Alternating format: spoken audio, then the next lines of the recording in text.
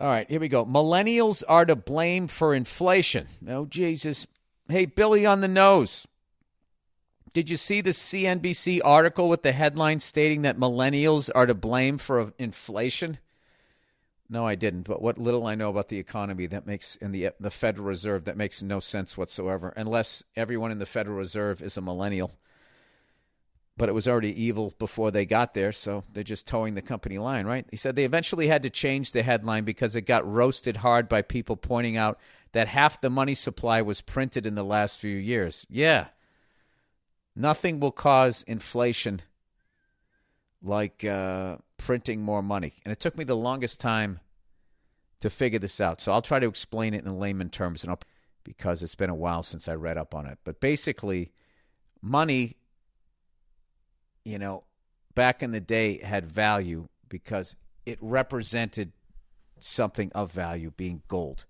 So back in the day, when you had gold, it was very dangerous to have it. If you traveled with it, people would rob you and blah, blah, blah. So then they came up with banks, right? Take your money, you keep it here for safety. So you give them, just to make things easy, you gave them $100 worth of gold. And then they gave you $100 in cash. And what those bills used to say, that it was redeemable for the value of the piece of paper in gold. And you could go into the bank and get your fucking gold back. It was one of the great robberies of all time. And eventually, they took us off the gold standard and they kept everybody's gold. And they just kept giving out the paper. And what happened is your money has value if there's gold behind it. And how do I do this? Let's just say you had $100 million in gold and you had $100 million in cash. Then $1 is worth, $100 million is worth $100 million, right? It's worth that pile of gold, right? Now, if you just go print another $100 million, you just made the value of the dollar is now cut in half.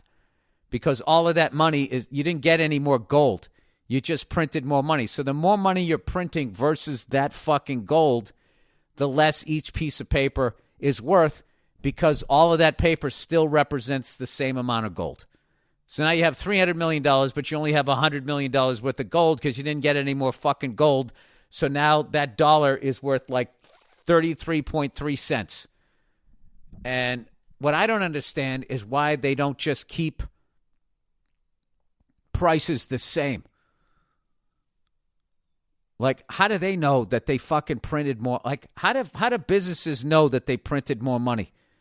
I don't get how that aspect of it works, but it seems, the whole thing is a fucking Ponzi scheme. And at some point, I believe around Richard Nixon, they just worked on Democrat and Republicans, both sides. I'm not blaming either, but I think Nixon was the guy who just finally took us 100% off the gold standard.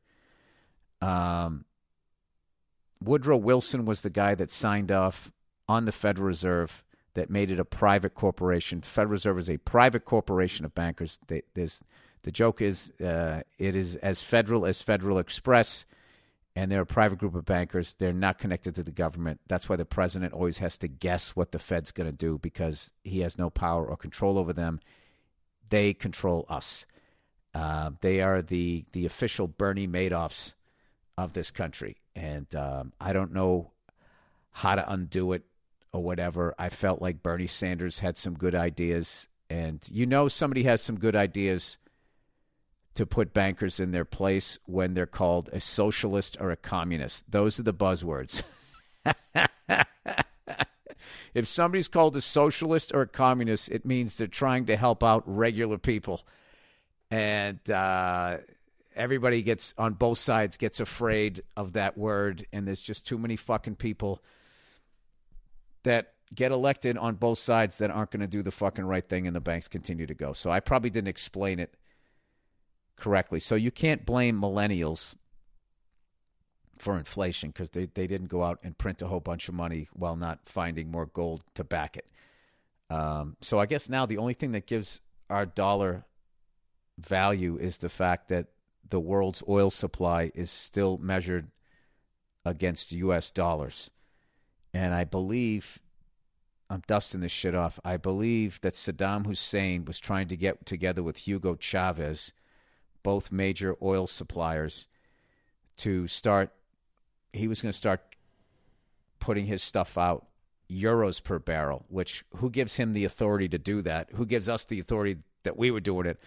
I don't know. But that was allegedly what he was going to do because he was trying to bankrupt the U.S.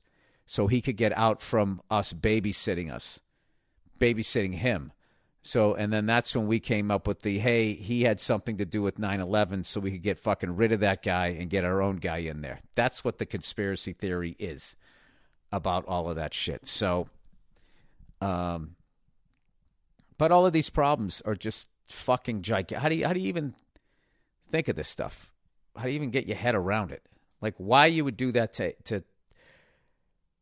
people is beyond me. Like, why you would take their gold and say, we're going to keep it safe, and then just take it for yourself. Like, the fuck is wrong with you?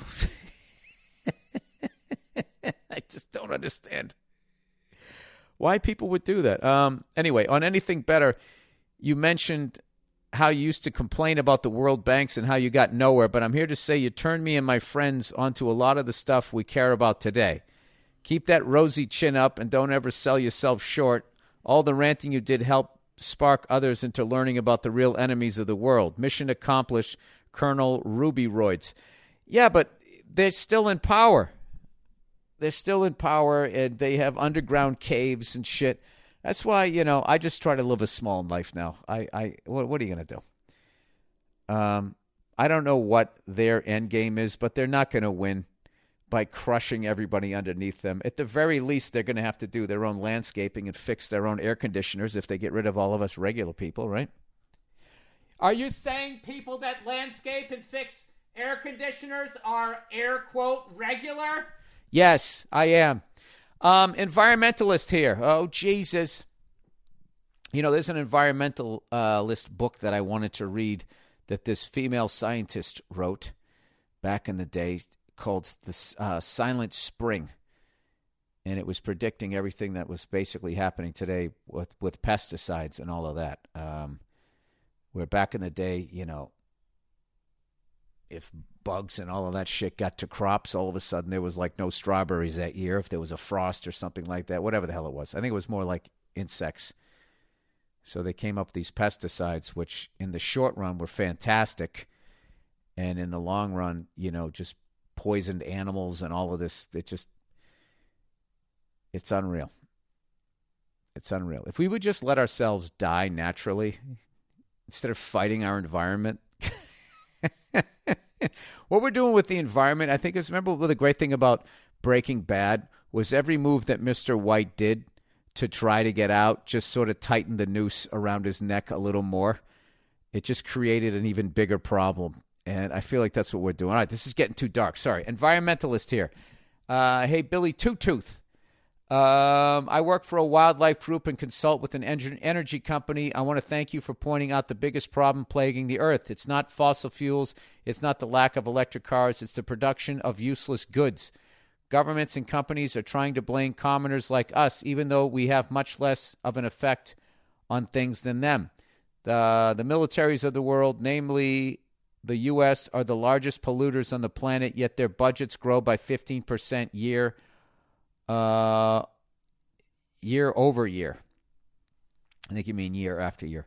You're the only one I've heard in the mainstream that constantly points out the waste product made by consumers. Yeah. We've made so many advancements in fuel extractions and efficiencies, yet no one talks about the consumer waste and trash piles. Absolutely. All you have to do is look at hoarders. I used to do a joke in my act how I liked hoarders. There's an honesty to the way they live. They're just sitting there like, this is what I did. This is the mess I made of my life, as opposed to those fucking minimalists who throw all their shit out and then act like they're a genius because they got 2 pairs of pants. I'm not saying oil spills aren't a problem. I'm just saying that if we stop consuming goods at the rate that we do, we wouldn't have as many oil-based plastics disturbing the natural order of the earth. Thanks for being a unique thinker in a world of drones and sheep who think putting a tree in their Twitter bio means they're part of the solution.